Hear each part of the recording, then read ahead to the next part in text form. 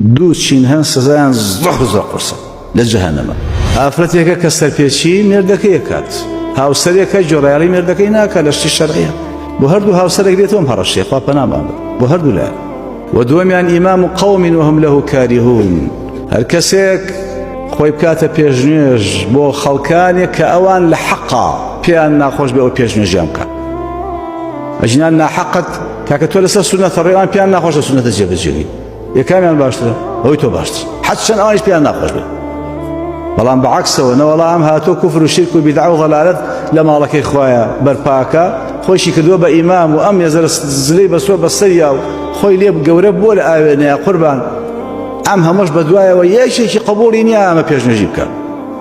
ئەمە پێشنوێژی مزگەوتێ، ئەی هاوار بۆ پێش براگەورەی قەوم و عەشیرەتێ، بۆ براگەورەی وڵاتێ بێ سزا.